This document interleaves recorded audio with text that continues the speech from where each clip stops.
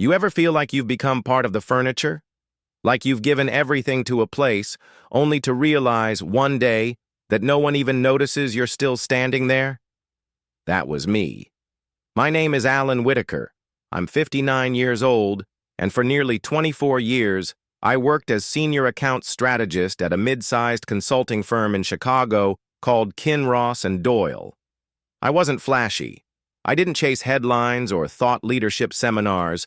I just did the work. Clients came to me with chaos. I gave them clean numbers, working plans, and measurable growth. That was my job. That's what I loved. I'd been there since dial-up, since flip phones, since the office ran on fax and coffee. And for a long time, it felt like home. Until it didn't. It started with a new partner hire, Carter Jennings, polished, loud, always smiling for someone else's approval. He wasn't from our industry. He came from tech sales. They brought him in to modernize the firm's image, whatever that meant. First thing he did was change the office layout. No doors, no privacy, no personal touches. Open space fosters transparency, he said. Let's be more agile. I don't know what's agile about trying to meet a $20 million client target while listening to someone chew salad 6 feet away, but all right. Then came the dashboards, analytics reports, client conversion funnels. Suddenly, decades of relationship building were reduced to color-coded bar graphs. But I kept my head down, kept producing. My accounts stayed strong.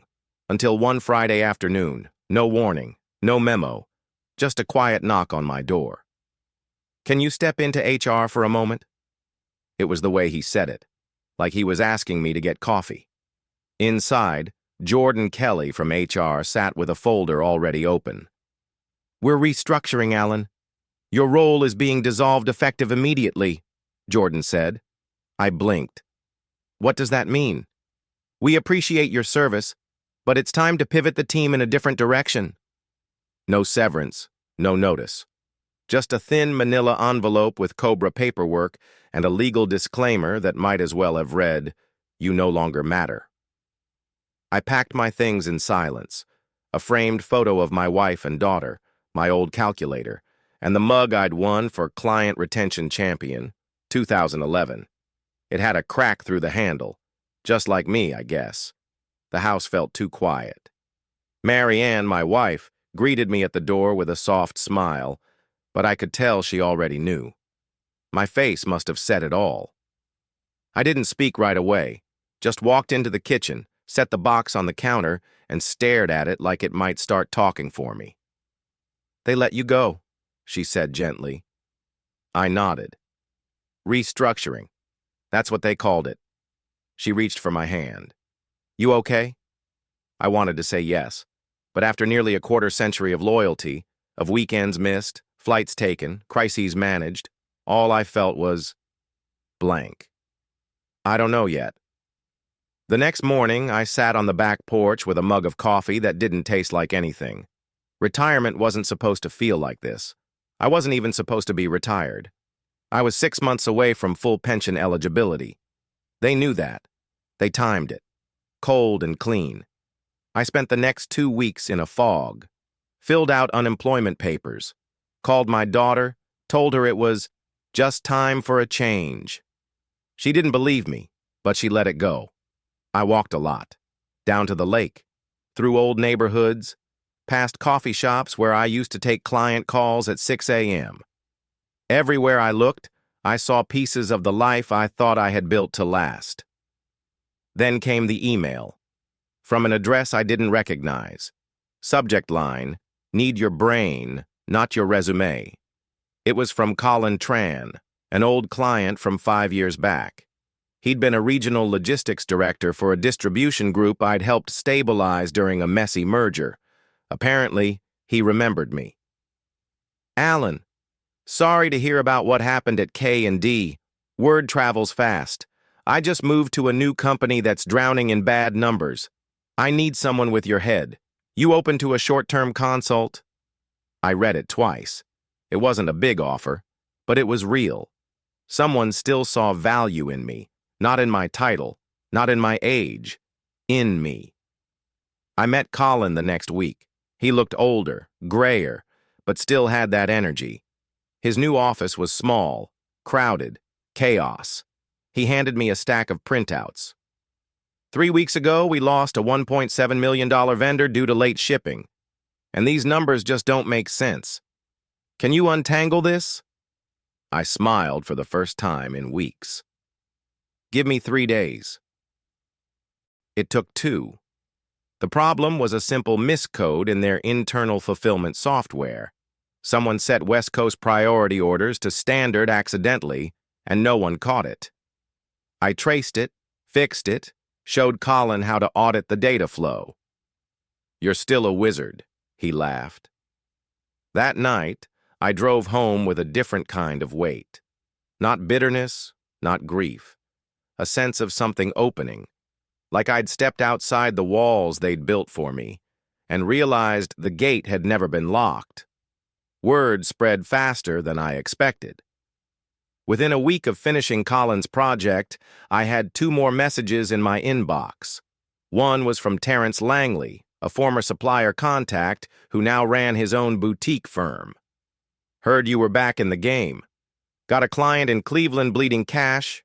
You available? The other, and this one gave me pause, was from Victor Nguyen, one of Kinross and Doyle's former clients. Not current, not active, but close. Alan, I don't know what happened with K&D, but if you're working independently now, I'd love to reconnect. We haven't been happy since you left. I stared at that message for a long time. Something tightened in my chest. Victor had been one of my longest-held accounts, 11 years.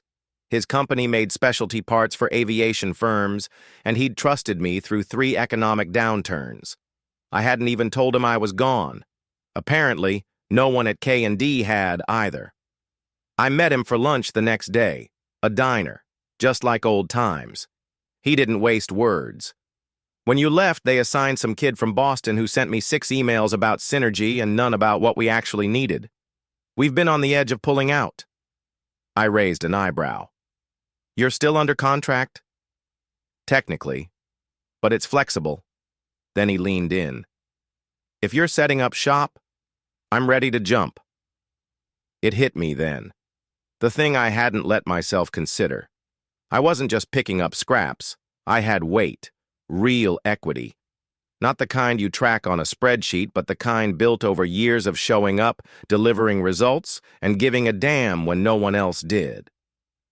That night I sat across from Marianne at the kitchen table. She was grading papers, part-time community college work, and I was sketching numbers on a legal pad. After a while, she looked up. You're thinking about doing this for real. I think I already am. She smiled, soft but proud.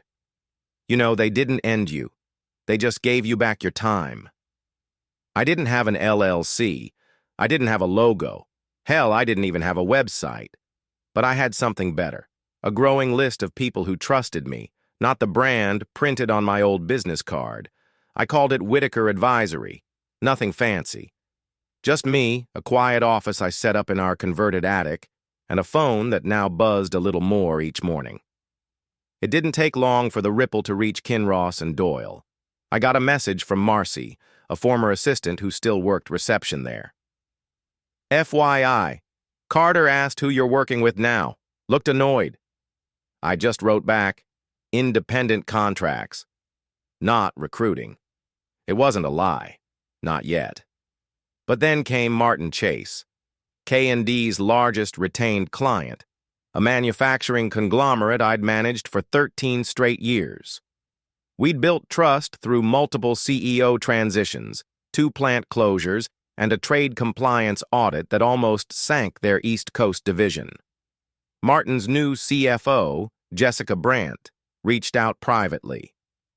We're looking for a second opinion, someone who understands our operating history. Can you take a look?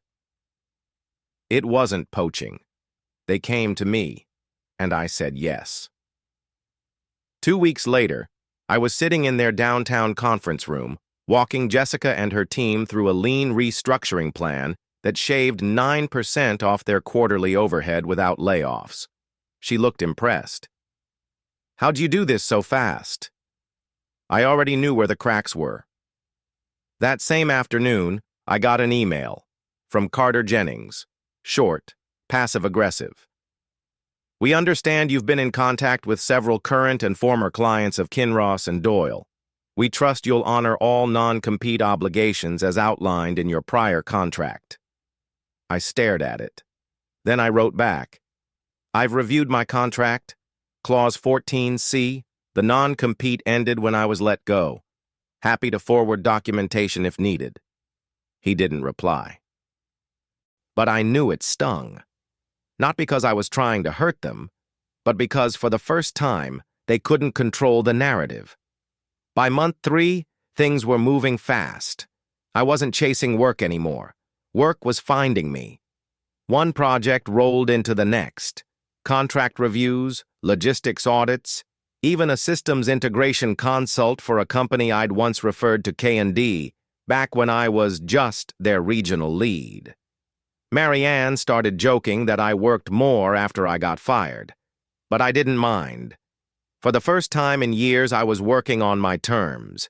No boardroom politics, no vague alignment meetings, just problems, and solutions, and results. Then, one Tuesday afternoon, my phone rang. Blocked number. I almost ignored it, but something told me to pick up. "Alan? This is Graham Sorensen. I'm with the board at Kinross and Doyle." I sat up straighter. "Didn't expect to hear from you."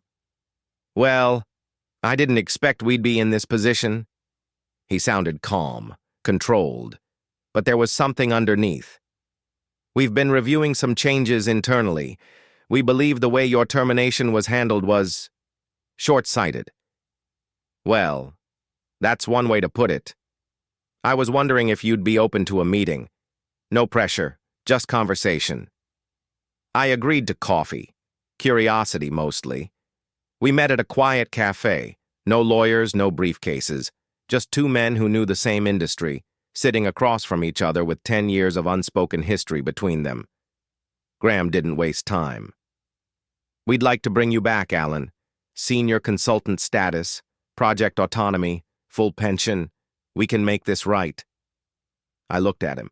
Not angry, not bitter, just clear. "You can't make it right. You can only offer a version of forward." He nodded, as if he'd expected that. "Would you consider it?" I didn't say yes, but I didn't say no either. The drive home from that cafe felt longer than it should have. I rolled the window down, hoping the wind might clear my thoughts, but they stayed with me. Graham's words, the numbers he'd quietly scribbled on that napkin. It was a real offer, not just a gesture. Full pension reinstated, flexible schedule, a board seat within the year. It was everything I should have had, but also everything I'd already built, without them. At home, I found Marianne on the porch, grading papers again. I sat beside her, silent for a while. "So," she said without looking up, "how much did they offer?" I smiled faintly. "Enough to make me pause. But not enough to go back. That's why I married her. I didn't say it out loud, but I didn't need to." Later that night, I pulled out a thick folder from my filing cabinet. It was labeled, "Burn Notice," just in case. Inside, notes, contracts, emails, receipts. The paper trail of every time K&D cut corners, not illegally, but ethically. Clients misled, staff overworked, seniors pushed out 2 months before vesting. I never used it, never wanted to, but it reminded me of something. Trust is easy to lose, and near impossible to regain. The next morning I called Graham. "I appreciate the offer, I really do." Long pause on the line. "But I've built something I'm proud of, and I don't intend to hand it back just because someone changed their mind." He sighed. "I figured you'd say that. Then why offer?" Because we underestimated you, and the fallout's hitting harder than we thought. It's not personal, I said, letting the words hang. It never is, he replied quietly. Until it is. The article dropped on a Thursday, just a small blurb in a regional business journal. Martin Chase partners with independent consultant Alan Whitaker on long-term restructuring. No photo, no quote. But it made waves. By Friday morning, my inbox looked like a war zone. Former clients, former co-workers, even a few former competitors, some congratulating, some probing, and one from Carter Jennings himself. Interesting move. We'll be watching closely. I didn't respond, because I didn't need to. I was no longer inside their system. I was building a better one outside of it. Then came the retaliation. One of my minor clients, a small logistics outfit in Akron, called to say they'd been approached by a K&D representative. Suddenly, they were reevaluating contracts. Suddenly, they were offered a discounted package, bundled consulting, digital support, and transition coverage. Classic flood-the-field strategy. Push me out by pushing underneath. I didn't panic. I got strategic. Called Terrence Langley, who'd referred them in the first place. Told him the truth. If they're trying to undercut me now, they'll do it to you next quarter. He didn't even hesitate. Then we hold. Let's see who lasts longer. That weekend, I finally did something I'd put off for months. I bought the domain. WhitakerAdvisory.com, built a clean site, published case summaries, anonymized but clear, testimonials, data snapshots, proof, not just that I could talk business, but that I could win it. A month later, I was invited to speak at a regional leadership conference. I almost declined. Public speaking wasn't my thing. I'd always preferred to work quietly, let results do the talking. But Marianne convinced me. It's not about the stage. It's about the story. So I stood in front of 200 executives in a Marriott ballroom and told them the truth. Not names, not companies, just the anatomy of a choice. How sometimes getting fired isn't the end. It's the beginning. If you're willing to bet on what you know and who you are without the logo. Afterward, people lined up to shake my hand. Some asked for advice. One man, maybe mid-40s, leaned in and said quietly, "I've been waiting for someone to say it out loud." That hit harder than applause. That night, back home, I poured myself a drink and stepped onto the porch. Same spot I'd sat the day they walked me out with a cardboard box. Only this time, I wasn't carrying weight. I was holding ground. The next morning, I got a message from Luis, one of the junior analysts who used to work under me. "Hey, Alan, saw your talk. Just wanted to say, thanks. A bunch of us were rooting for you the whole time." I smiled. Sometimes people don't clap when it matters. They're afraid, they're tired, they're stuck, but they remember. And when the dust settles, when the systems fall apart, and the spin can't cover the cracks anymore, they'll look back, and they'll know who stayed honest, who kept the compass pointed north. I didn't burn Kinross and Doyle to the ground. I just walked out the front door and built something they couldn't touch.